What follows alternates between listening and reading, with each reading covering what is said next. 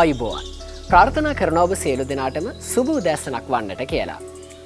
ජීවිතයේ අපි හැමෝටම විවිධාකාර හීන සහ බලාපොරොත්තු තියෙනවා. හීනවලට බලාපොරොත්තු වලට යන ගමනේ ඔබට සමහර විට හිතෙන්න පුළුවන් මම මගේ පළවෙනි පියවර තබන්නේ කොහොමද කියලා. සමහර විට ඒ පිළිබඳව ඔබට කිසිදු අදහසක් නැති වෙන්නට පුළුවන්. හැබැයි අද දවස හොඳම දවස. ඔබ ඔබේ හීනයට අදිෂ්ඨානයට යන ගමන් මගේ පළමු සාර්ථක පියවර අද දවසේ තබන්න ශක්තිය, ධෛර්යය ඔබේ හදවත තුළ ඇති කරගන්න. එවිට හෙට දවසේදී ඔබේ සිහින යථාර්ථවත් වන දවසක ඔබට සතුටින් සිනාසෙන්නට හැකියාවක් ලැබේවි.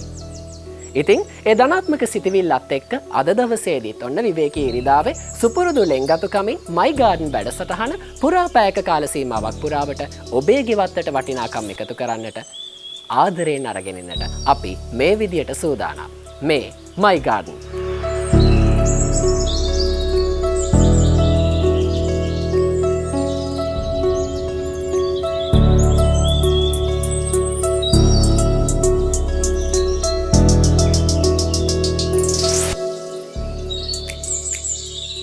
මයිගඩන් වැඩසටහනින් ඔබේ තිරසාර ගෙවත්තට වටිනාකම් එකතු කරද්දී පසුගිය සතියේ පානදුර නදීකා ශාමලී මහත්මියගේ තිරසාර ගෙවත්තේ ඉඳලා අපි බොහෝමයක් කරුණුකාරණා කතා කරානේ. එතෙන්දී අපි කෙසෙල් වගාව ගැන, කොම්පෝස්ට් පොහොර නිෂ්පාදනය ගැන මේ ආදී නොයෙක් කරුණු පිළිබඳව ඔබට දැනුම එකතු කරා. ඉතින් අද දවසේදී අපි සූදානම් වෙන්නේ බොහොම අපූර්ව ආදර්ශනයක් කරන්න. ඒ ආදර්ශනය දිවෙන්නේ ගම්මිරිස් පැලයකින් කොහොමද අලුත් ශාඛාවක් රෝපණය කරගන්නේ කියලා. අපි බලමු මොන විදියටද ගම්මිරිස් පැලයකින් අලුත් ශාඛාවක් අලුත් මාධ්‍යයක් තුළ රෝපණය කරගන්නේ කියලා.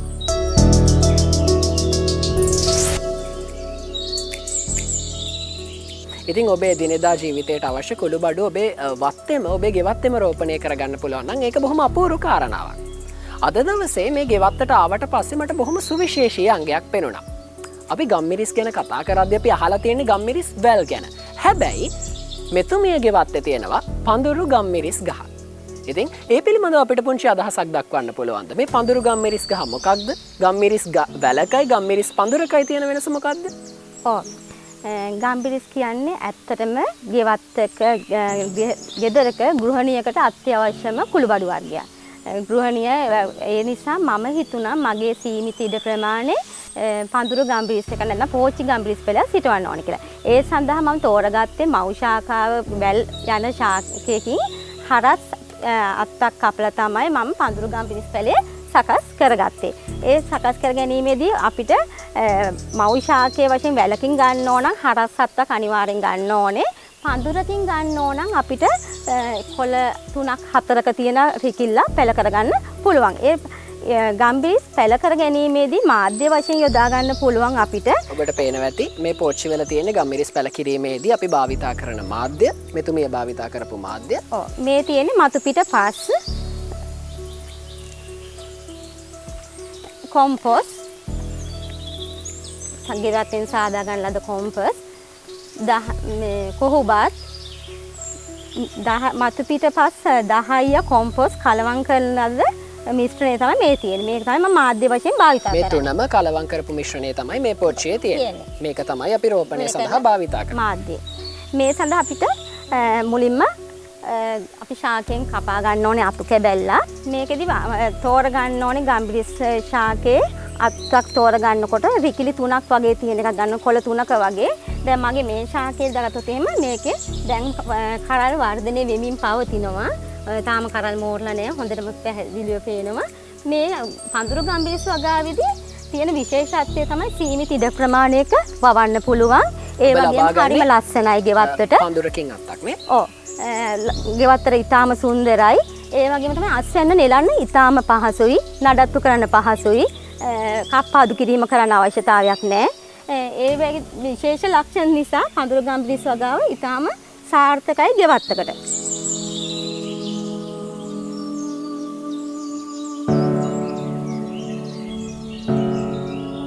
හරි. ඉතින් පඳුරකින් වෙන් කරගත්ත කපාගත්ත අත්තක් දැන් අපි සූදානම් වෙන්නේ රෝපණ මාධ්‍ය රෝපණය කරන්න. අපි කතා කරමු මේ ක්‍රියාවලිය ගැන. කොහොමද මේ අත්ත අපි රෝපණ මාධ්‍ය රෝපණය කරගන්නේ?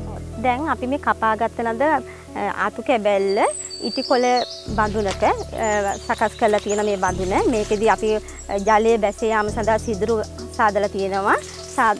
මේකට අපි පස් පුරවනවා. ඒ සාදාගත මිශ්‍රණය පුරවන්නේ.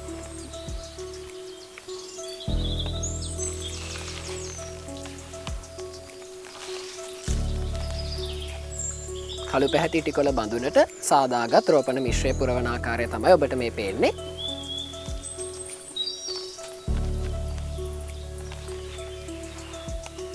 ඒ සියල්ල එකතු කරගත්ත සාදාගත මිශ්‍රණය තමයි අපි දැන් මේ නැව රෝපණ පැලය සිටවන්නේ. ඒක සිටවලා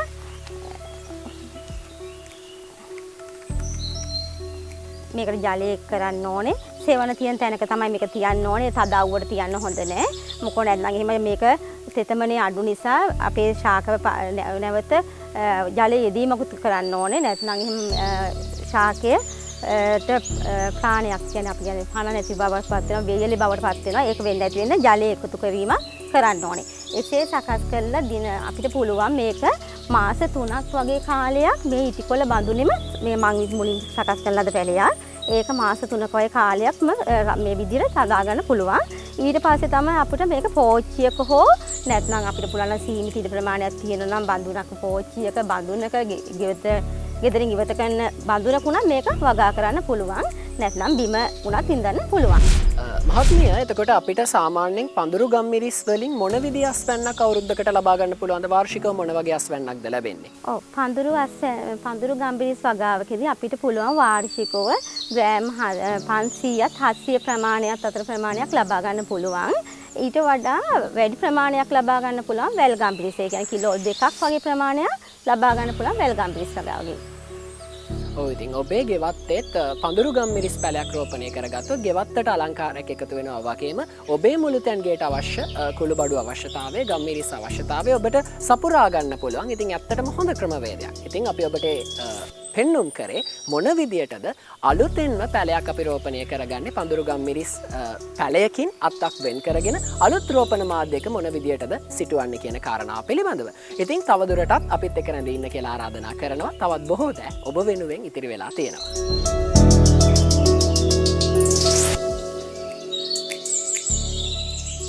මේ අවස්ථාවේ අපිත් එක්ක සම්බන්ධ වෙනවා මහබෙල්ලන කොට්ටාසේ කෘෂිකර්ම පර්යේෂණ නිෂ්පාදන සහකාර වසන්තද සිල්වා මහත්මයා. ඉතින් එතුමාගේ කොට්ටාසේ තියෙන සුන්දර ගෙවත්තක් එක තමයි අපි අද දවසේ එකතු වෙන්නේ. ඔබතුමාගේ සම්බන්ධය මොකක්ද මේ ගෙවත්තත් එක්ක? ඒ ගැන අපිට පුංචි පැහැදිලි කිරීමක් දෙන්නකෝ. ගෙවතු වගාවන් ආරම්භ කිරීම, පවත්වාගෙන යාම අපේ කාර්යභාරයේ සුවිශේෂී කටයුත්තක්. නිසා මේ කොට්ටාසේ සෑම ගෙවත්තක්ම Tamanට එදිනදා පරිභෝජනය සඳහා අවශ්‍ය එළවලු ටික, පළතුරු ටික, පලා ටික, කුළුබඩු ටික වසවිසෙන් තොරව පරිභෝජනය සඳහා නිෂ්පාදනය කර ගැනීම ගෙවතු වගාවේ මූලික අරමුණක් වෙලා තියෙනවා. ඒ සඳහා ගෝජන සංවර්ධන දෙපාර්තමේන්තුව විදියට සෑම කොට්ටාසයකම ගෝජන සංවර්ධන දෙපාර්තමේන්තුවේ ලියාපදිංචි සමිති දෙකක් තියෙනවා. එකක් සියලු කෘෂිකාර්මික කටයුතු වල නිරත ගොවි මහත්මීන් සම්බන්ධ වෙන ගොවි සංවිධානය. අනිත් එක මෑත කාලීනව ආරම්භ කළපු සිතපු කාන්තා ගොවි සංවිධාන සමිතිය. ඉතින් මේ සිතපු කාන්තා ගොවි සංවිධාන සමිතිය සහ ඒ අනිත් මහා ගොවි සංවිධාන සමිතිය සෑම මාසයකම මේ සමාජික මහත්මීන් එක තැනකට එක්කහු වෙලා රැස්වීමක් පවත්වනවා. අපි මේ සෑම මාසයක මේ රැස්වීමකට ඒ සමාජික මහත්මීන්ට පුහුණු වැඩසටහන් පවත්වනවා. ඒකෙදි ගෙවතු වගාව වෙනත් කෘෂිකාර්මික ශේෂ්ත්‍ර ඒ පුහුණු වැඩසටහන් සඳහා අපි සහභාගී කරගන්නවා අපේ කොට්ටාසේ කෘෂිකාර්මික උපදේශක මහත්මීන්, ඒ සඳහා පුහුණු වෙච්ච නිලධාර මහත්මීන්. අන්නේ වැඩසටහනකදී මට හම්බුණ කාන්තා සමාජිකාවක් තමයි මේ නදිකා ශාමලී මහත්මිය. ඉතින් එහෙම හම්බුණාම අපි එතුමිය මේ ගෙවත්ත පවත්වාගෙන ගියා. නමුත් අපේ උපදෙස් අහලා අපේ දැනුම අවබෝධය අරගත්තට පස්සේ එතුමිය අංග සම්පූර්ණ ගෙවත්තක්, එළවලු පළතුරු අලභෝග සියල්ල සපිරි ගෙවත්තක් වසවිසෙන් තොරව පවත්වාගෙන යන්න අපේ දායකත්වය ලබා ගත්තා.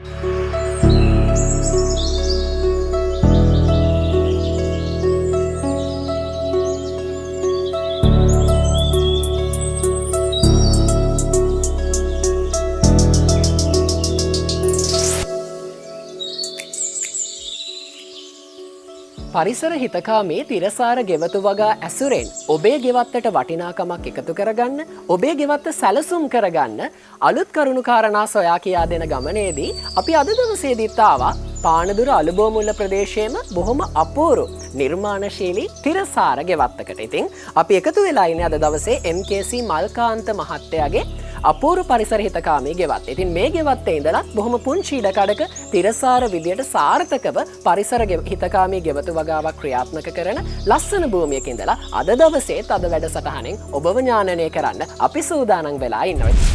මල්කාන්ත මහත්තයාගේ සුන්දර අපූරු ලස්සන ගෙවත්තට ආපු ගමන් මගේ අපිත් එක්ක දැන් සම්බන්ධ වෙනවා එතුමගේ ආදරණීය බිරිඳ දීපිකා දමයන්ති මහත්මිය. ආදරයෙන් ආයුබෝවන් කියලා අද දවසේ වැඩසටහනට පිළිගන්නවා.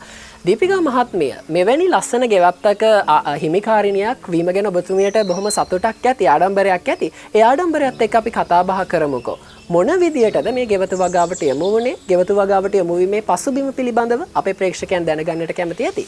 ඒ පිළිබඳව අපිට පුංචි අදහසක් දක්වන්නකෝ.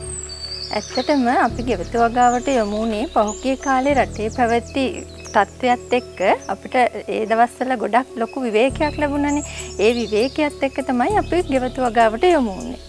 පසුගිය කොරෝනා වසංගතයත් එක්ක ලැබිච්ච නිවාඩු කාලයත් එක්ක ඔබ බොහෝමයක් දෙනා ගෙවතු වගාවට යමු වෙච්ච බව අපි දන්නවා. ඉතින් ඒ ආරම්භ කරපු ගෙවතු වගාවට අත්වැලක් සපයන්න සහ තාක්ෂණ වේදයන් කියලා දෙන හොඳම තෝතැන්න තමයි My Garden කියලා කියන්නේ. ඉතින් එතුමියත් එක්ක අපි කතා බහ කරගෙන යද්දී මට පුංචි ප්‍රශ්නයක් ආවා. ඒ තමයි පවුලේ 4 දෙනාත් එක්ක එකතු වෙලා මේ ගෙවතු වගාව ක්‍රියාත්මක කරද්දී මොන වගේ තෘප්තියක්ද ගෘහණියක් විදියට ඔබට දැනෙන්නේ? ඇත්තටම අපි එකෙන් ගොඩාක් ලොකු සතුටක් ලබනවා. මොකද මගේ ගෙදර ඉන්න පුතාලා දෙන්නෙක් ඒ දෙන්නත් එකතු කරගෙන අපිට විවේකය ඵලදායී විදිහට ගෙවන්න ලැබුණා. ඒකෙන් අපි 4 දෙනාම ගොඩාක් ලොකු සතුටක් ලැබුණා. ඉතින් ඔබටත් පුළුවන් ඔබේ ගෙදර ඉන්න පුංචි දරුවෝ සම්බන්ධ කරගෙන ඔවුන්ගේ විවේක කාලයත් බොහොම සඵලදායීව ගෙවත්තට ආයෝජනය කරන්න. මොකද ඒ හරහා ඔබට ලැබෙන්නේ සරුවස් වැන්නක් සහ වසවිසෙන් තොර ආහාර වේලක් ඔබට ලබා ගන්න හොඳම අවස්ථාව තමයි ඔබේ විවේක කාලය ගෙවත්තට ආයෝජනය කරන එක. ඉතින් එතුමියගෙන් අපි දැනගන්න කැමති තවදුරටත් අපි දන්නවනේ සාමාන්‍යයෙන් අපේ දෛනික අවශ්‍යතාවය සපුර ගන්න අපේ නිවසේ වියදමෙන් යම්කිසි ප්‍රමාණයක් එළවලු වලට පළතුරු වලට බැර වෙනවනේ. ඉතින් ඔබතුමියගේ ආර්ථිකයට මොන වගේ සහනයක්ද තියෙන්නේ තමන්ගේ ගෙවත්ත තුලම තමන්ට අවශ්‍ය එළවලු ටික පළතුරු ටික සහ ආහාර භෝග ටික නිෂ්පාදනය කර ගැනීම හරහා? ඇත්තටම ඉතින් අපේ ආර්ථික රටාවත් එක්ක අපේ ගෙවත්තෙන් අපිට ලොකු ලාභයක් ලැබෙනවා. අපි දිනපතා අපේ ආහාර වලට අපේ ගෙවත්තේ තියෙන ඵලදාවෙන් එක් වර්ගයක් හෝ එකතු කරගන්න හැකියාවක් ලැබෙනවා. ඒක අපේ ආර්ථිකයට ලොකු සහනයක් වෙනවා. ඉතින් ඔබේ ආර්ථිකයට සහනයක් වෙන ගමන්ම වසවිසෙන් තොර ආහාර වේලක් ඔබට ලබා ගන්න විතරක් නෙවෙයි එතනින් එහාට ගිහිල්ලා ඔබේ විවේක කාලය බොහොම සඵලදායීව ඔබේ ගෙවත්තට ආයෝජනය කරන්න හොඳ අත්වැලක් සපයන එක තමයි My Garden හරහා සිද්ධ වෙන්නේ. ඉතින් අපි විශ්වාස කරනවා ඔබ ආරම්භ කරපු ගෙවතු වගාව දිගින් දිගටම කරගෙන යයි සහ අද දවසේ අපි ඔබට කියා දෙන මේ තාක්ෂණ වේදයන් ඔබේ ගෙවත්තට යොදා ගැනීම හරහා ඔබේ ගෙවත්ත තුළින් සරුවස් වැන්නක් ලබා ගන්න ඔබ හොඳ ප්‍රාරම්භකයක් විදියට මේ වැඩසටහන යොදා ගනී කියලා. මේ අවස්ථාවේ අපිත් එක්ක සම්බන්ධ වෙනවා ශ්‍රී ලංකා වයඹ විශ්වවිද්‍යාලයේ කෘෂිකර්ම සහ වැවිලි කළමනාකරණ පීඨයේ උද්‍යාන විද්‍යාව සහ භූමි අලංකරණ අධ්‍යයන අංශයේ ජ්‍යෙෂ්ඨ කතිකාචාර්ය ආචාර්ය විශ්වජිත් කන්දේගම මැතිතුමන්. අපි ආයුබෝවන් කියලා අදත් සුපුරුදු විදියටම අපේ වැඩසටහනට පිළිගන්නවා.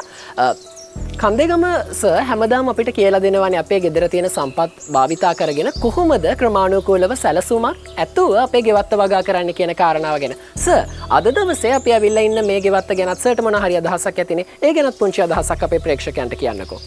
අපි අද ඇවිල්ලා ඉන්නේ කොළඹින් ටිකක් ඈත පරිසරයක තියෙන පුංචි ගෙවත්තක් බලන්න. මේ ගෙවත්තේ තියෙන විශේෂත්වය තමයි මේ ගෙවත්ත ආරම්භ කරලා තියෙන්නේ පහුගිය කාලේ ආපු කොවිඩ් වසංගත තත්ත්වයක් එක්ක. ඊට කලින් මේ ගෙවත්තේ මේ විදිහේ වගාවක් තිබිලා නැහැ. නමුත් ඒ කාලේ තිබුණු වෙලාවත් එක්ක පවුලේ සියලු දෙනාම එකතු වෙලා හදාගත්ත පුංචි ගෙවත්තක් තමයි මේ තියෙන්නේ. මේ ගෙවත්තේ තියෙන විශේෂත්වය තමයි ජෛව විවිධත්වය ගැන හොඳ අවබෝධයක් ඇතුව සියලුම වර්ගයේ එක එළවලු වර්ග, පළතුරු වර්ග Tamanට පුළුවන් ප්‍රමාණයෙන් වවලා නඩත්තු කරගෙන තියෙනවා. දැනට මාස කීපයකට පෙර ඒ විදිහට හදාගත්ත මේ ගෙවත්ත තවදුරටත් ඉතාම සාර්ථකව පවත්වාගෙන යන ගෙවත්තක් හැටියට අපිට දකින්න පුළුවන්. මේ ගෙවත්තේ තවත් තියෙන විශේෂත්වය තමයි මේ ගෙවත්තේ මේ ගෙදර ඉන්න සියලු දෙනාම එකතු වෙලා එකට වැඩ කරලා නිර්මාණශීලීව එක එක ආකෘතීන් හදලා තමන්ට පුළුවන් එළවලු වර්ග සහ පළතුරු වර්ග අවශ්‍ය ප්‍රමාණයෙන් වගා කරලා තියෙනවා. ඒ වගේම ඒවල දැන් ඔබට දකින්න පුළුවන් අස්වැන්න ලැබෙනවා, අස්වැන්න නෙලනවා. ඒ සියලු ගුණාත්මක වස විස වලින් තොර සාර්ථක භෝගයක් තමන්ගේ ගෙදර පරිභෝජනය සඳහා ලබා ගන්න පුළුවන් විදියට මේ ගෙවත්ත නිර්මාණය කරලා තියෙනවා. ඉතින් බෙහෙවින්ම ස්තුතිවන්ත වෙනවා අපේ ආචාර්යතුමාට. හැමදාමත් ඔබ දැනුමෙන් පොහොසත් කරන්න, ඔබේ ගෙවත්තේ තියෙන සම්පත් මන අන්දමින් කළමනාකරණය කරගනිමින් කොහොමද තිරසාර ගෙවත්තක් සැලසුම් කරගන්නේ කියන කාරණාව පිළිබඳව ඔබට පැහැදිලි කර දෙනවට ඉතින් බොහොම ස්තුතිවන්ත වෙනවා ආචාර්යතුමනි. දහසකුත් වැඩ රාජකාරී මැද්දේ අද දවසේදීත් අපේ වැඩසටහනට සම්බන්ධ වෙන්න සහ අපිට ධෛර්යය සපයන්නට මේක අවස්ථාවක් කරගත්තා. බොහොම ස්තුතියි. මල්කාන්ත මහත්මයාගේ ලස්සන ගෙවත්තට ආපු ගමන් මගේ ගෙවත්තට ඇතුල් වෙද්දිම අපිට පේනවා අපූර්ව ආකාරයෙන් හරිත පැහැයෙන් බබලන ගෝව වගාවක්. ඒ විතරක් නෙවෙයි ගෙවත්තේ තවදුරටත් ඇවිදගෙන යද්දී අනෙකුත් පැල අතර අනෙකුත් එළවලු පැල අතර රාබු සහ නෝකෝල් ගැනත් අපිට දැනගන්න හැකියාවක් ලැබුණා. ඒ වගේම දැක ගන්න හැකියාවක් ලැබුණා. ඉතින් මේ කුලයේ එකම කුලයේ භෝග තුනක්නේ ගෝව රාබු සහ නෝකෝල් කියන්නේ. ඉතින් මේ පිළිබඳව කතා කරන්න සහ වගා ක්‍රමවේදයන් සහ ගෙවත්තකට කොයිතරම් දුරට මේ භෝගයන් උචිතද කියන කාරණාව ගැන ඔබත් එක්ක දැනුම බෙදා හදා ගන්න අදත් අපිත් එක්ක එකතු වෙනවා පමුණුගම කොට්ටාශයේ කෘෂි උපදේශිකා චමරි මංජුලා මහත්මිය. ආයුබෝවන් කියලා අදත් ඔබතුමිය වැඩසටහනට පිළිගන්නවා. චමරි මහත්මිය අපිට කියන්නකෝ මේ භෝග ගැන. මොන විදියටද අපි ගෙවත්තේ මේවා වගා කරන්නේ සහ කොයිතරම් දුරට අපි ගෙවත්තේ මෙවැනි භෝග වගා කරන්න උචිතද සහ මොන වගේ තාක්ෂණ වේදයන්ද අපි යොදාගන්නේ? ඔව් ඇත්තටම ගෝව රාබු නෝකෝල් මේ දේවල් අයිති වෙන්නේ එකම කුලයකට, කෘෂිපරේසියේ කියන කුලයට. දැන් අපි දන්නවා මේ භෝග වගා වෙන්නේ බොහෝ දුරට උඩරට ප්‍රදේශවල. නමුත් අපි දැන් අද මේ ඇවිල්ලා ඉන්නේ පහත රට තෙත් කලාපයේ ගෙවත්තකට. ගෙවතු වගාකරුවන්ට හිතෙන්න පුළුවන් දැන් මේ වගේ භෝග අපේ ගෙවත්තකට නොගැලපෙනවා කියලා. නමුත් මේ වගේ ඒ කියන්නේ ගෝව රාබු නෝකෝල් මේ වගේ භෝග පහත රට කලාපයේ උනත් සාර්ථකව වගා කරන්න පුළුවන්. අපේ ගෙවතු වගාකරුවන් මෙවැනි භෝග වගා කරලා සාර්ථක විදිහට හස්වනු ලබාගෙන තියෙනවා. චමරි මහත්මිය මේ සාමාන්‍යයෙන් අපි මේ ඔවැනි භෝග අපේ ගෙවත්තට එකතු කරගන්නේ නැහැ. මේ ගෙවත්තේ තියෙන සුවිශේෂීත්වයක් නෙවෙයිද ඒ භෝග වගා කර ගැනීම? ඔව් ඇත්තටම විශේෂත්වයක් තමයි. මොකද බොහෝ දෙනෙක් මෙවැනි භෝග වගා කරන්න අර ටිකක් බයක් තියෙනවා. අදිමානිකමක් දක්වනවා අස්වැන්නක් ලබා ගන්න පුළුවන් වේද කියන කාරණා. ඔව් බැරි වෙයි කියලා තමයි හිතන්නේ. මොකද මේ ප්‍රදේශයට යෝග්‍ය නොවන භෝග කියලා තමයි හිතන්නේ. දැන් අපි වාණිජ්‍ය වගා මට්ටමකට යනවා නම් ලබා ගන්න පුළුවන් අස්වැන්න ටිකක් අඩුයි. නමුත් අපි මේ ඉන්නේ ගෙවත්තකනේ. අපි ගෙවතු වගාවකදී බලන්නේ අපිට වසවිසෙන් තොර එවැනි ආහාරයක් අපේ ගෙවත්තෙන් නිපදවා ගන්න. ඉතින් එවැනි වගාවකට සහ ඒ ගෙවතු වගාවේදී මෙවැනි භෝගවලින් සාර්ථක අස්වැන්නක් ලබා ගන්න හැකියාව තියෙනවා. ඒ වගේමයි චමරි මහත්මිය අපිට කියන්නකෝ සමහර විට හිතෙන්න පුළුවන් මේවා උඩරට වැවෙන භෝග ප්‍රභේද නිසා අපේ ගෙවත්තට එකතු කරගනිද්දී අපි විශේෂ වගා තාක්ෂණ වේද ක්‍රමවේදයන් භාවිතා කරන්න ඕනේද කියලා. සමහර විට හිතෙන්න පුළුවන් විශේෂ මාධ්‍යයකද අපි මේවා වගා කරන්න ඕනේ කියලා. අපි මේ පිළිබඳව පොඩ්ඩක් අපේ ප්‍රේක්ෂකයන්ව දැනුවත් කරමුකෝ. භෝග වගා කිරීම සම්බන්ධයෙන් ගත්තොත් විශේෂ තාක්ෂණයක් යොදා ගන්න අවශ්‍ය වෙන්නේ නැහැ. වගා ක්‍රමය පොදුයි. දැන් සඳහන් කරනවා නම් මේ භෝග ගැන ගෝව සහ නෝකෝල් කියන භෝග අපි මුලින්ම බීජ තවාන් කරලා පැල ලබා ගන්න අවශ්‍යයි. නමුත් රාබු වගේ දෙයක් අපිට බීජ කෙලින්ම අපේ වගා බිමේ වගා බඳුනක හරි පාතියක හරි බීජ කෙලින්ම පසට යොදලා වගා කරගන්න පුළුවන්. මොකද අපි ඒක අස්වැන්න විදිහට ගන්න අලය. මුල් වලට හානි වුණොත් අපිට අස්වැන්නක් ලබා ගන්න අමාරුයි. ඒ නිසා රාබු වගේ දෙයක් අපි කෙලින්ම පසේ වගා කරන්න ඕනේ. ගෝව නෝකෝල් වගේ දේවල් තවාන් කරලා තවානේ සති 3ක් විතර තියලා ඒ ලබා ගන්න පැල තමයි අපි වගාවට යොදා ගන්නේ. ඒ විදිහට තමයි ගෝව රාබු නෝකෝල් කියන වගාව ඔබේ ගෙවත්තටත් එකතු කරගන්නවා නම් චමරි මහත්මිය ඔන්න තාක්ෂණික ක්‍රමවේදයන් පිළිබඳව සහ වගා කළ යුතු ආකාරය පිළිබඳව ඔබ දැනුවත් කරා. ඉතින් ඔබට හිතෙන්න පුළුවන් ඇත්තටම මෙවැනි භෝග මගේ ගෙවත්තට සුදුසුද කියලා. හැබැයි මල්කාන්ත මහත්තයා තමන්ගේ ගෙවත්තට ඔන්නේ භෝග අදාළ කරගෙන සුදුසු විදියට බොහොම අපූර්ව වගාවක් හරිත වගාවක් තමන්ගේ ගෙවත්ත තුළ ඒ භෝග ඇසුරෙන් කරගෙන යනවා. ඉතින් ඔබටත් පුළුවන් මෙවැනි භෝග ඔබේ ගෙවත්ත තුළත් හදා බලන්න සහ වස විසෙන් තොර සරු ආහාර වේලක් ඔබේ මුළුතැන් ගෙට ලබා ගන්නත් මේ හරහා ඔබට හොඳ අවශ්‍ය හැකියාවක් තියෙනවා. අපි ආරාධනා කරනවා මෙවැනි ක්‍රමවේද ඔබේ ගෙවත්තටත් උත්සාහ කර බලන්න කියලා.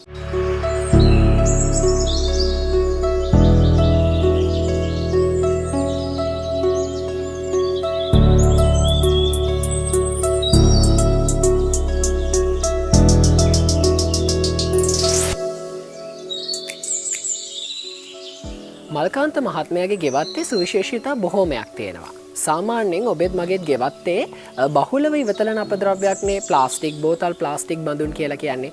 මෙවැනි බඳුන් නිසියාකාරව යොදාගෙන පරිසර හිතකාමී තේමාවක් යටතේ තිරසාර ගෙවත්තක සංකල්පය ආරක්ෂා වෙන විදියට එතුමා විසින් මේ ප්ලාස්ටික් බෝතල් තමන්ගේ ගෙවත්තේ වගාව සඳහා යොදාගෙන තියෙනවා බොහොම අපූර්ව ආකාරයට. ඉතින් මේ වෙලාවේ අපි සූදානම් වෙන්නේ ප්ලාස්ටික් බෝතල් යොදාගෙන මොන ආකාරයටද වගා වැලක් එහෙමත් නැත්නම් මේ ප්ලාස්ටික් බෝතල් වගාවට සුදුසු අන්දමට සකස් කරගන්න ආකාරය පිළිබඳව මයි ගාඩන් සමග එකතු වෙන ප්‍රේක්ෂක ඔබ සියලු දෙනාවම දැනුවත් කරන්න. ඉතින් ඒ අතරවාරයේ පිළිබඳව ඔබට කියා දෙන්න අද දවසේ මාත් එක්ක සම්බන්ධ වෙනවා පමුණුගම ගොවි ජන සේවා මධ්‍යස්ථානයේ කෘෂිකර්ම පර්යේෂණ නිෂ්පාදන සහකාර ලක්ෂ්මන් ෆොන්සේක මහතා. ආයුබෝවන් කියලා ආදරයෙන් පිළිගන්න වැඩසටහනට ලක්ෂ්මන් මහත්මයා මේ ගෙවත්ත ප්‍රවර්ධනය කරන්න සහ මේ ගෙවත්තේ කටයුතු කරගෙන යන්න ඔබතුමාගෙන් මල්කාන්ත මහත්මයාට ලැබෙන සහයෝගය සහ දායකත්වය ගැනත් අපි පුංචි අදහසක් දක්වමුකෝ. මේක දැන් අපි ඇත්තටම ගෙවත්තකට ගියාම හුඟක් වෙලාවට දැන් මේ ප්‍රදේශයේ තියෙන්නේ මේ නාගරික ගෙවත ඒ කියන්නේ අර්ධ නාගරික ප්‍රදේශ නිසා පුංචි ඉඩක් තියෙන්නේ. මේ පුංචි ඉඩේ සිරස් අතට ගෙවත්ත ව්‍යාප්ත කරන්න තියෙන ඉඩකඩ සීමිතයි. ඒ නිසා අපි ගෙවත්තකට ගියාම ඒ අය යොමු කරගන්නවා සිරස් අතට. ඒ කියන්නේ ඉහළට අවකාශයට මේ ගෙවත්ත මේ දියුණු කරන්නේ වැඩි දියුණු කරන්නේ කොහොමද කියලා. ඒ සඳහා මේ අපි අවශ්‍ය උපදෙස් ලබා දෙනවා. ඒකම කෘෂිකාර්ය දෙපාර්තමේන්තුවේ අපේ කෘෂිකාර්ය උපදේශකතුමියන්ලා ඉන්නවා. ඒ අයත් සම්බන්ධ කරගෙන මේ තාක්ෂණික ක්‍රමයට තමයි අපි මේ ගෙවත්ත සිරස් අතට අවකාශයට වැඩි දියුණු කරන්නේ. ඒකෙන් අලංකාරයක් ලැබෙනවා. භූමිය මේ සමතුලිත කරලිවල අවශ්‍ය ආකාරයට සකස් කරගන්න පුළුවන්කම තියෙනවා. දැන් අපි දැන් පෙන්වන්න හදන්නේ ඔබට කියලා දෙන්න හදන්නේ අන්න ඒ වගේ කාර්යයක් පිළිබඳව තමයි මේ කියලා දෙන්න හදන්නේ. ඉඩකඩ කළමනාකරණය කරන ගමන් නිවසේ බහුලව ඉවතලන අපද්‍රව්‍යයක් විදියට අපි දන්නවා ප්ලාස්ටික් බෝතල් භාවිතා කරලා ඔබේ ගෙවත්තට වටිනාකමක් එකතු කරගන්න ආකාරය පිළිබඳවයි අපි ඔබට කියා දෙන්න සූදානම් වෙන්නේ. ඒ වගේමයි ඒ ගැන කතා කරන්න කලින් ඔබට පේනවා ඇති මේ මගේ අතේ තියෙන යෝගට් කෝප්පවලත් එතුමා වගා කරලා තියෙන ආකාරය. ඉතින් තමන්ගේ නිවසෙන් ඉවතලන පුංචි යෝගට් කෝප්පයක් පවා තමන්ගේ වගාවට තිරසාර විදියට යොදා ගන්න ආකාරය එතුමා හොඳින් තමන්ගේ පරිසර හිතකාමී ගෙවත්ත තුළ ආදර්ශනය කරලා තියෙනවා. ඒ වගේමයි මේ ගෙවත්ත සැරිසරද්දී මම දැක තවත් සුවිශේෂී අංගයක් තමයි. ඔබ මම දන්නවනේ කොහොමත් එදිනෙදා ඔබේත් මගේත් මුළුතැන් ගෙයින් ඉවතලන දෙයක් තමයි බිත්තර කටුවක් කියන්නේ. බිත්තර කටුවත් තමන්ගේ ගෙවත්ත තුළ වගාවට බඳුනක් විදියට එතුමා මනා ලෙස යොදාගෙන ඇති ආකාරය ඔබට පේනවා. පුංචි පුංචි සරල දේවල්. හැබැයි ඔබටත් මේ පුංචි පුංචි සරල දේවල් ඔබේ ගෙවත්ත ලස්සන කරගන්න සහ තිරසාර ගෙවත්ත කියන සංකල්පය ඔප්නංවන්න යොදා ගන්න පුළුවන්. ඉතින් ඔබටත් ආරාධනා කරනවා මෙවැනි සංකල්ප ඔබේ ගෙවත්තට යොදා ගන්න කියලා. හරි. ලක්ෂ්මන් මහත්මයා මේවා ගැන කතා කරන අතරවාරේ අපි කතා කරමු මොන විදියටද අපි අපේ ගෙවත්තේ වගා වැලක් නිර්මාණය කරගන්න කියලා. මේ කාර්යයත් එක්ක සහාය වෙන්න අපි ආරාධනා කරනවා මල්කාන්ත මහත්මයාට. අපිට කියන්නකො මොන විදියටද අපි වගා වැලක් අපේ නිවස තුළ ගෙවත්තට වටිනාකමක් එකතු කරගන්න නිර්මාණය කරගන්න කියලා. අපිට දැන් ඇත්තටම විශේෂයෙන්ම අපේ නිවෙස්වල තියෙන ගැටලුවක් තමයි අපි නිතරම භාවිතා කරනවා ගෙදර මෙගා බෝතල් වගේ දේවල් නිතර හම් වෙනවා අපිට බිම් බෝතල් වගේ ඒවා. එතකොට මේ බෝතලේ අපේ නිවසට ලැබුණාට පස්සේ අපිට මේකේ තියෙන බීම ටික පරිභෝජනය කරාට පස්සේ අපිට ගැටලුවක් තියෙනවා මේ බෝතලෙට කොහොමද කරන්න කියලා. දැන් එතකොට ඒ ගැටලුවටත් විසඳුමක් තමයි මේක. අනිත් පැත්තෙන් අර මම කලින් සඳහන් කරා වගේ ගෙවත්තේ පැවැත්මට ගෙවත්තට අලංකාරයක් දෙන්න අපත යන ද්‍රව්‍ය යොදා ගන්න පුළුවන්. එතකොට මේකට වියදමක් යන්නේ නැහැ. ගෙදරින් ඉවතලන දේ අපිට ප්‍රයෝජන ගත්තා මේ දෙපැත්තම. ඒ කියන්නේ අපතේ යන දේවල් වලින් ඉවතල යාමට ඇති වෙන ප්‍රශ්න විසඳ ගන්නත් පුළුවන්. අනිත් පැත්තෙන් අපේ නිවසට අලංකාරය දීලා සිරස් අතර අවකාශයට ගෙවත්ත වර්ධනය කරගන්නත් මේක යොදා ගන්න පුළුවන්. ඒ නිසා ඒකෙදි මේ මෙගා බෝතලේ බොහොම වැදගත් වෙනවා. ඉතින් අපිට පුළුවන් මේක මේ මෙගා බෝතල් යොදාගෙන වගා පැලලි ඉදි කරන්න පුළුවන්. එහෙම නැත්නම් මේ වගා වැලක් ඉදි කරන්න පුළුවන්. මේ වගේ දේවල් ගොඩාක් දේවල් විවිධ නිර්මාණ කරන්න පුළුවන්.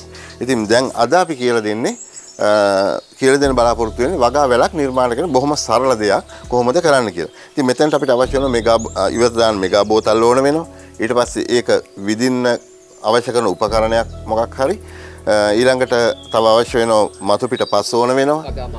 වගා මාධ්‍ය විදිහට ඊළඟට කොම්පෝස්ට් ටිකක් ඕන වෙනවා. ඊළඟට සත්ව පොහොර විදිහට ගොම හෝ කුකුල් පොහොර ප්‍රමාණයක් සහ වැලි ටිකක් අවශ්‍ය වෙනවා. ඒ ටිකෙන් තමයි වගා මාධ්‍ය හදාගන්නේ. මුලින්ම අපි කරන්නේ වගා මාධ්‍ය ටික සූදානම් කරලා තියාගෙන බෝතලේ අවශ්‍ය විදිහට සකස් කරගන්න එක. මුලින්ම අපි දැන් බලන්න සූදානම් වෙන්නේ මොන විදියටද ඔන්න වගාවල නිෂ්පාදනය කරන්න නිර්මාණය කරන්න මෙගා බෝතලය යොදාගන්නේ කියලා අපි විස්තර කරමු. කොහොමද යොදාගන්නේ කියලා. මුලින්ම අපිට මේ බෝතලේ අරගත්තයින් පස්සේ අපිට ඒක පිරිසිදු බෝතලයක් වෙන මුලින්ම පිරිසිදු කරගන්න මොන හරි දේවල් එකේ තියෙනවා නම් ඊට පස්සේ මේ බෝතලේ අරගෙන අපි මූඩිය වහලා මේක සිදුරු කරගන්න ඕන. මොකද අර අපිට මේකේ අපි නූලක් යොදනවා නයිලොන් නූලක් වගේ ශක්තිමත් නූලක් ඒක දාන්නත් ඊළඟට ජල වහනය වෙන්න අවශ්‍ය වෙනවා. අපි මේක සකස් කරගත්තාන් පස්සේ මොකද මේකට වතුර යොදුවට පස්සේ ඒක හොඳින් වහනය වෙන්න ඕන අවශ්‍ය ප්‍රමාණයට. ඒ නිසා අපි ඒකට සිදුරු සකස් කරගන්න තමයි මුලින්ම කරන්නේ. අපි මේ උපකරණයක් ආධාරයෙන් ඒක සකස් කරගන්න විදිහ තමයි දැන් ඔබට පෙන්නන්නේ. මුලින්ම අපිට උඩින් සිදුරක් යොදා ගන්න පුළුවන් මූඩියෙන්. ඔව් උඩින් සිදුරක් යොදා ගන්න පුළුවන්. එහෙම යොදා ගන්න. ඊළඟට පහළිනුත් අපි බෝතලේ යටිපැත්තෙනුත් මේ වගේම සිදුරක් විද ගන්න. ඒ දෙක යොදා ගන්න අපි අර නූල යෙදීම සඳහා. ඊළඟට ජල වහනය සඳහාත් අපි සිදුරු කීපයක් යොදා ගන්න.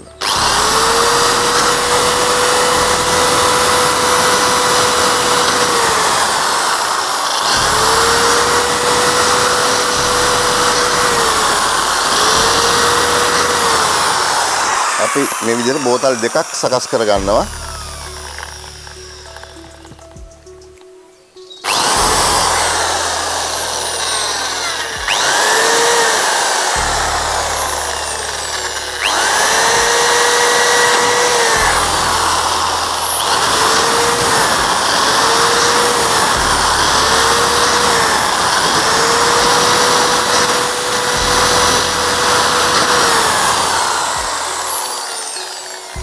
ඒ ආකාරයෙන් අපිට බෝතලේ යට සිදුරු කිහිපයක් විදිනවා පහළ පැත්තේ උඩත් යටත් සිදුරුද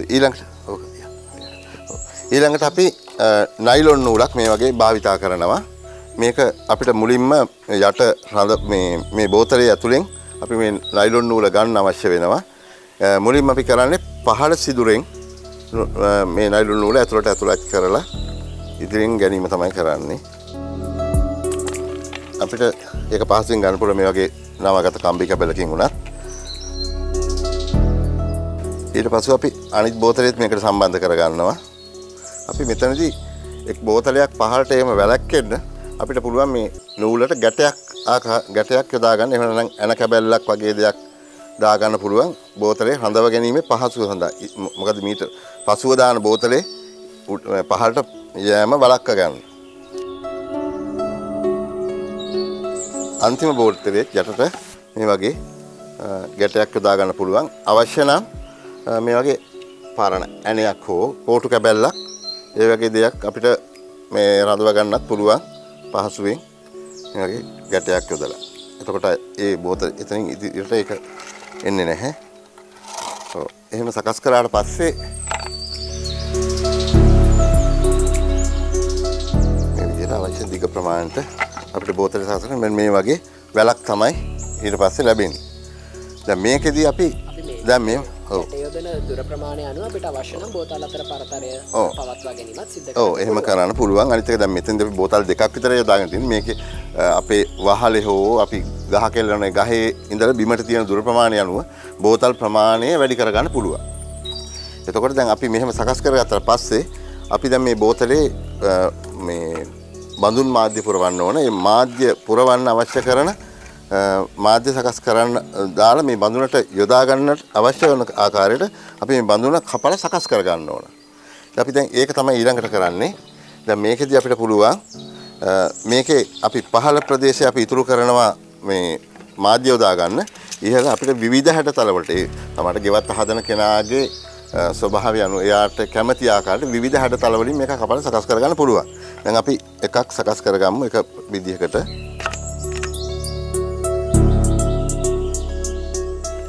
එහෙනම් අපිට තුන් පැත්තකින් කපලා අපිට ඒක මල් පෙත්තක ස්වභාවයට කපලා මෙහෙම සකස් කරන්න පුළුවන්. මේ ටික කපලා ඉවත් කරන්නත් පුළුවන්.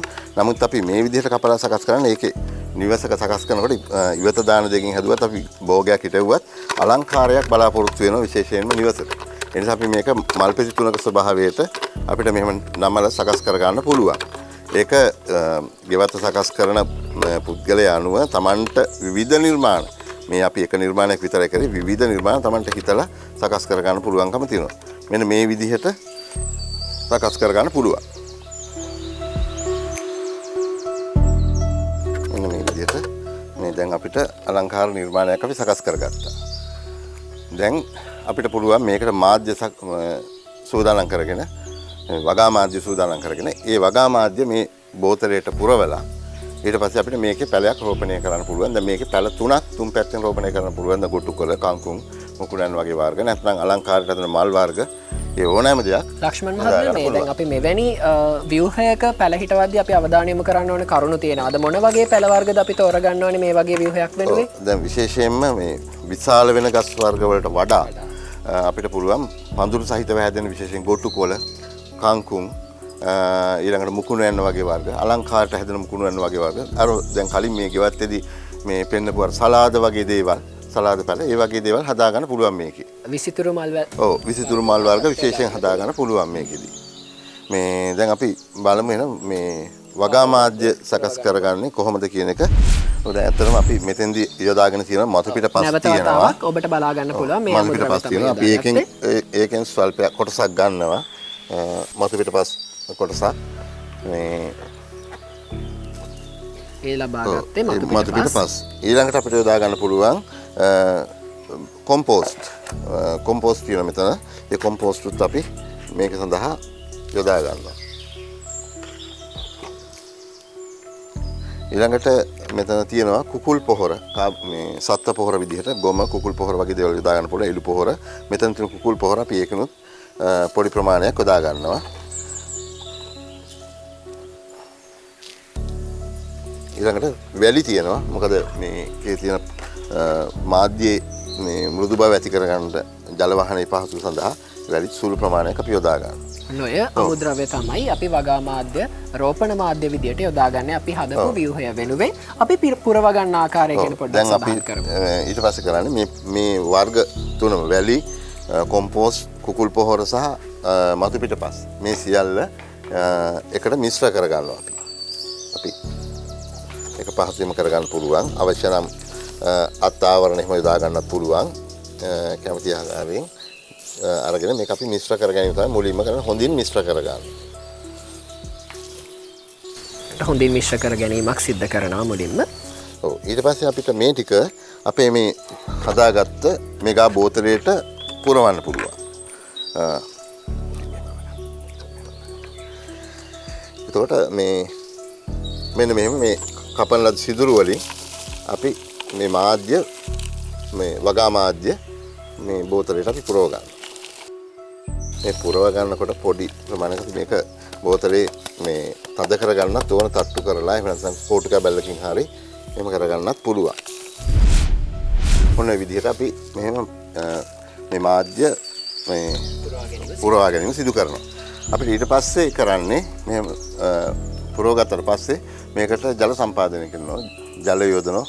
මේක ඇතුළට ජල සුළු ප්‍රමාණයක් යොදලා ඊට පස්සේ පුළුවන් අපිට මේකේ ගොටුකොළ පැලයක් එක්ක සලාද පැලයක් එහෙම නැත්නම් කැරට් පැලයක් එහෙම නැත්නම් කංකුම් මුකුණු යන්න මේ වගේ ඕනෑම මේ කියන්නේ පඳුර හැදෙන වර්ගයක් එහෙම නැත්නම් මල් වර්ගයක් විශේෂයෙන් පහළට එල්ලෙන මල් වර්ග මේ වගේ දෙයක් මේකේ රෝපණය කරගන්න පුළුවන්. අපිට මේ වගේ එකකින් මේ අපිට පුළුවන් මේ ජල සම්පාදනය කරන්න මේකට මේ වගේ මේ බඳුනක් නැත්නම් අපිට පුළුවන් මේක බෝතලයක්ම අරගෙන බෝතලෙන් මේ ජල සම්පාදනය කරන්න පුළුවන් මේක. එහෙම ජල සම්පාදනය කරලා මේ තමයි අපි හිතවන්නේ මේක.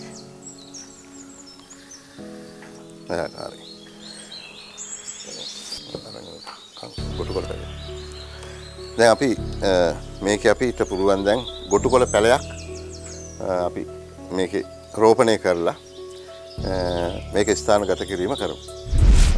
දැන් අපි කරන්නේ මේකේ පැලයක් රෝපණය කිරීම. මේ තියෙන්නේ ගෙවත්තෙන්ම ලබාගත් හොඳ ගොටුකොළ පැලයක්. ඒ ලබා ගන්න පැලෙත් හොඳ විදිහේ පැලයක් යොදා ගන්න ඕන. අපි නොවෙච්ච දැන් මේ වගේම මේ අපි ගන්න ස්ථානයෙන් ඒ පසත් එක්කම තමයි මෙහෙම පැලයක් යොදා ගන්න. නිකම් ගලවලා ගන්නවට වඩා මෙහෙම දුනාම ඉක්මනින්ම මේක නොමැරි ලස්සනට හදා ගන්න පුළුවන්. අපි දැන් මේක රෝපණය කරන්නේ මෙන්න මේ විදිහට බඳුන ඇතුලේ සකස් කරලා අපි මේ පැලේ ලක්ෂ්මන් මහත්මයා මේ අපි දැන් පැල වර්ග තෝරගනිද්දි මේ බඳුනක් ඇතුලේ රෝපණය කරගන්න පුළුවන් කුඩා ප්‍රමාණයේ වැල් ආකාරයේ පැල තමයි යොදා ගැනීම රෝපණය කරන්න සිද්ධ කරන්න කුඩා ප්‍රමාණයේ වැල් ආකාරය දැන් නැත්නම් ලොකු ගහක් කියනවා මේක ඉඩකඩ මදි. අනිත් එක ඉහළ ඉඳලා පහළට වර්ධනය වන පැල වර්ග ගන්නවා නම් හුඟක්ම හොඳයි. විසිතුරු මල් සඳහා කියාපු බඳුනක් නේද? විසිතුරු මල් සඳහා අතිශයින්ම වැදගත්. මොකද ගෙදර අහක දාන මෙගා බෝතලේ දාන්න තැනකුත් නැහැ. නමුත් අපිට අලංකාර ගෙවත්තක් හදනකොට මල් එළවලු ඔය වගේ කොළ භෝග ඔය වගේ ඒවා ලස්සනට මේකෙන් හදන්න පුළුවන්. ඊළඟට මේ වගා වැල අපිට ගේ ඉදිරිපිට අලංකාරව එල්ලලා තියන්න පුළුවන්. එතකොට නිවසට එන කෙනෙකුටත් Tamanටත් ලොකු අලංකාරයක් දෙනවා. ඒ වගේම අපතේ යන දෙයකින් අපි ලොකු ප්‍රයෝජනයක් ගත්තා වෙනවා.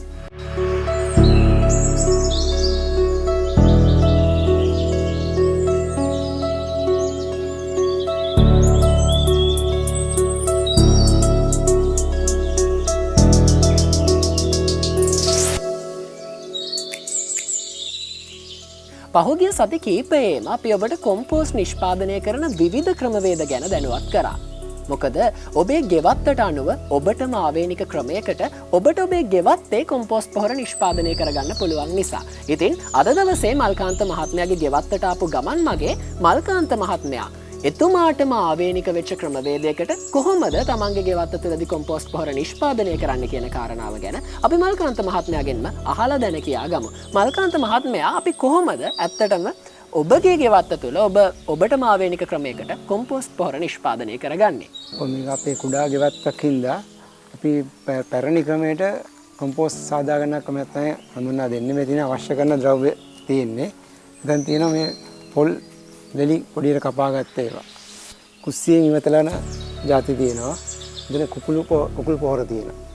මේ දිරාපත් වෙන අපේ මිදුළු ගාන කොළ. දිරාපත් තනකොළ මේ ග්ලිසීඩියා. මේක නයිට්‍රජන් බහුල ಜಾතියක්. මේක ඉතා වැදගත් වෙනවා කොම්පෝස්ට් සාදා ගන්නවා. මේ තියෙන්නේ කොම්පෝස්ට් මුහුන් ටිකක්. මේවා බැක්ටීරියා තියෙන ඉක්මනට කොළ දිරාපත් වීමට ප්‍රයෝගී වෙනවා. මෙතන ගොම අපිට මේ ගොම මිශ්‍ර කරපු පස් වලට ගොම මිශ්‍ර කරපු මිශ්‍රණයක් තියෙනවා මේ අන්තිමට කොම්පෝස්ට් මේ මිශ්‍රණය වහගන්න. ඒ ටික තමයි තියෙන්නේ අමුද්‍රව්‍ය වශයෙන්. මුලින්ම කරන්න තියෙන්නේ මේ කොළ රොඩ් ඉදාපත් වෙන කොළ රොඩ් ටික අරගෙන තට්ටුවක් වලින් දානවා.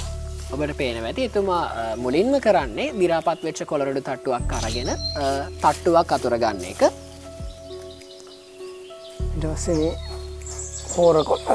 නයිට්‍රජනීය පොහොරක් විදියට අපි කොම්පෝස්ට් පොහොර නිෂ්පාදනය කරද්දී භාවිතා කරන ග්ලිරිසීඩියා අතු ටික කොළ තට්ටු වලින් අපි යොදා ගන්න ආකාරය තමයි මල්කාන්ත මහත්මයා මේ වෙද්දි පෙන්වන්නේ.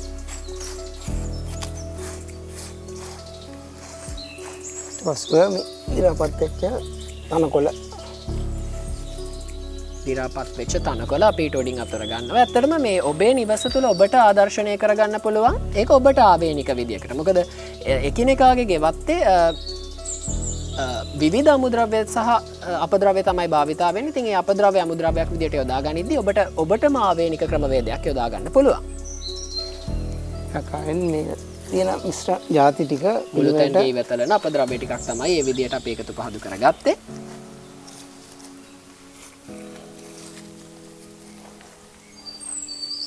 කොම්පෝස්ට් මුහුන් ටික ඊට පස්සේ අපි කොම්පෝස්ට් පොහොර ටිකක් ඊට වඩින් එකතු කරගන්නවා. මොකද ශේෂ්ත්‍රයට ශුද්‍ර ජීවීන් හඳුන්වලා දෙන මාධ්‍යයක් විදියට කොම්පෝස්ට් මුහුන් කොම්පෝස්ට් පොහොර නිෂ්පාදනයේදී වැදගත් වෙනවා.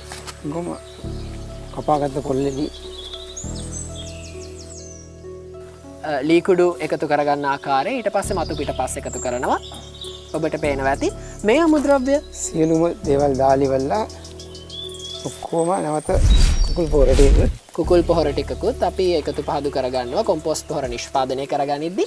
පුංචි අමතක වීමක් සිද්ධ වුණා. මිශ්‍රණය කොහොම වුණත් මේ අමුද්‍රව්‍ය ටික තමයි ඔන්න එතුමාගේ නිවසේදී ගෙවත්තට අවශ්‍ය කරන කොම්පෝස්ට් පොහොර ටික නිෂ්පාදනය කරද්දී යොදාගන්නේ.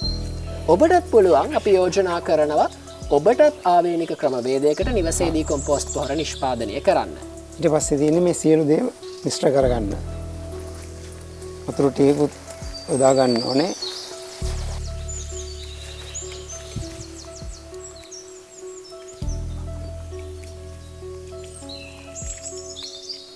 තෙතමනය කියන්නේ ශුද්‍ර ජීවීන්ගේ වර්ධනයට බොහොම අත්‍යවශ්‍ය කාරණාවක් නේ. නිසා අපි ඔන්න කොම්පෝස්ට් පොහොර නිෂ්පාදනය කරද්දී අවශ්‍ය තෙතමනය ලබා දෙන්න ජලය ස්වල්පයකුත් වතුර ටිකකුත් එකතු කරගන්න හැටි තමයි එතුමා පෙන්වුම් කරන්නේ. ඊට පස්සේ එතුමා හොඳින් මිශ්‍ර කරනවා කොම්පෝස්ට් පොහොර මිශ්‍රණය. ඊට පස්සේ තියෙන්නේ මේ මම සාදාගත්ත මේ මිශ්‍රණය අපි තියෙන මේ ගොම මැටි මිශ්‍රණයෙන් ආවරණය කරන්න ඕනේ සම්පූර්ණයෙන්ම. මේ තියෙන්නේ ගොම මැටි මිශ්‍රණය. මාල්කාන්ත මහත්මයා මේ අපිට කියන්නකෝ ඇයි මේ ගොම මැටි මිශ්‍රණයකින් අපි සාමාන්‍යයෙන් මෙහෙම දැකලා නැහැනේ. මේක ඔබටම ආවේනික ක්‍රමයක්.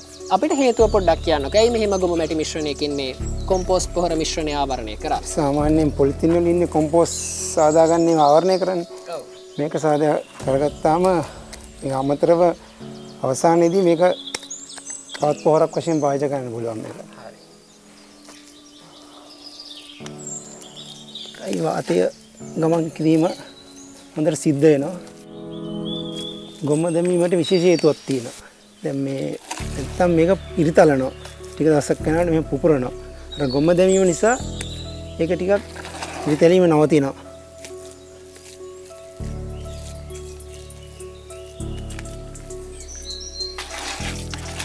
සාමාන්‍යයෙන් අපි මේ කොම්පෝස්ට් පොහොර නිෂ්පාදනය කරන්න අපි සාමාන්‍යයෙන් සලකන්නේ ගොඩ ක්‍රමය, වල ක්‍රමය, බැරල් ක්‍රමය වගේ ඔබ දන්න පොදු ක්‍රමවේදයන්ේ. නමුත් ඔන්න මල්කාන්ත මහත්මයා තමන්ගේ ගෙවත්ත ඉවතලන අපද්‍රව්‍ය භාවිතා කරලා තමන්ටම ආවේනික ක්‍රමවේදයකට සාමාන්‍යයෙන් අපි එදිනෙදා ජීවිතයේදී දකින්නේ නැති ක්‍රමයක්. ඒක තමයි අපේ වැඩසටහනේ විශේෂත්වය. ඔබ එදිනෙදා නොදකින ඒ ගෙවත්තට ආවේනික විශේෂ ක්‍රමවේදයන් ඔබේ ගෙවත්තට සමපාත කරගන්න පුළුවන්ද කියන කාරණාව ගැන අපි නිරන්තරයෙන් ඔබව දැනුවත් කරනවා.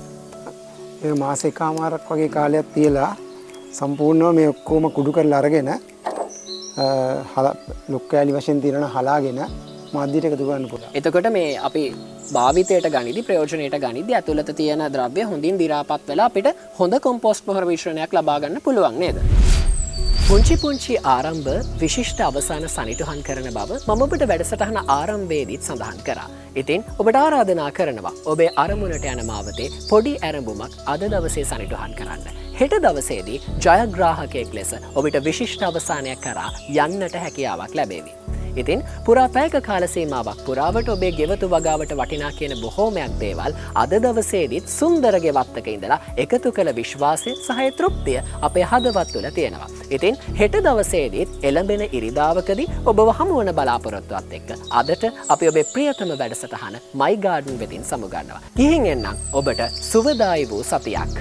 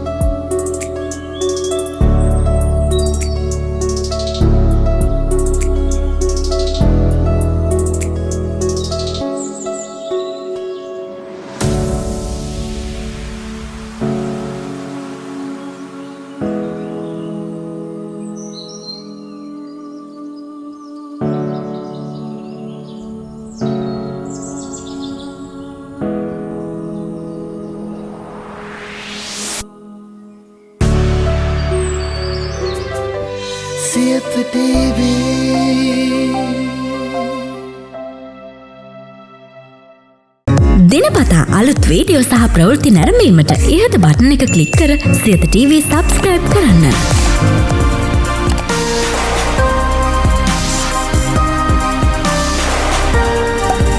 අලුත් වීඩියෝ ගැන මුලින්ම දැනගන්න මෙම සීනුව ක්ලික් කරන්න.